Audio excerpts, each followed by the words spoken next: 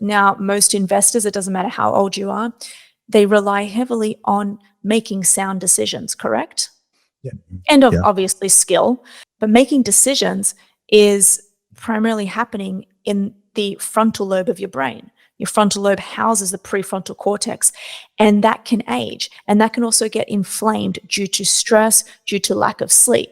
And exercising, when you do specific forms like strength training, you release these things. They're myokines, they're muscle-based proteins.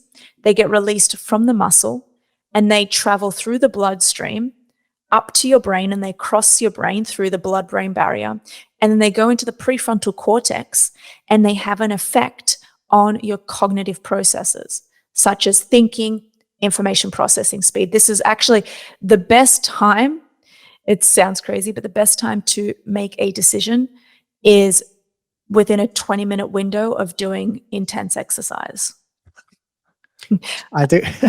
I mean, it sounds funny to say it out loud, but I swear I have some of my best insights while I'm strength training at the gym. I'm a big fan of that.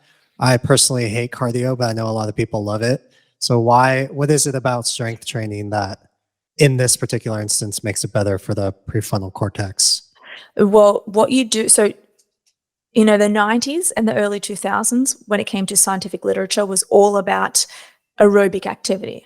Because when we first started experimenting on this, you could only really experiment on mice, and you couldn't get mice to lift weights. So they found that aerobic activity was great for the brain because it increased BDNF, which is brain-derived neurotrophic factor. It's a growth factor for the brain.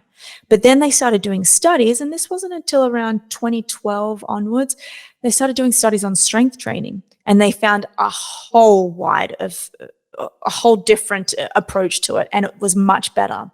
What they found was that these myokines that I mentioned, okay, these muscle-based proteins are only released during strength training. So literally when you are doing a muscle contraction, think about a bicep curl. It's got to be under, this is not, you can't just pick up a small weight. It has to be 70% of your 1 repetition max to be exact. So when you put your muscle under that tension, it releases all of these hormones. One of them is called cathepsin B. One of them is IGF-1, insulin growth like factor 1. One of them is irisin. And the other one is interleukin 6. And these we have receptors. Okay, we have little binding receptors all over our organs, on our liver, on our heart, and on our brain. And so these myokines, when they're released, they just travel through the bloodstream. And when they go into your brain, they can have these effects. So I mentioned functional effects. So it helps with your thinking and your cognition, but there's also structural effects. So there's an area in the brain, just deep in the temporal lobes, just here, called the hippocampus. Have you heard of the hippocampus? It's like the seahorse-shaped structure. That's mainly responsible for, memory formation, etc.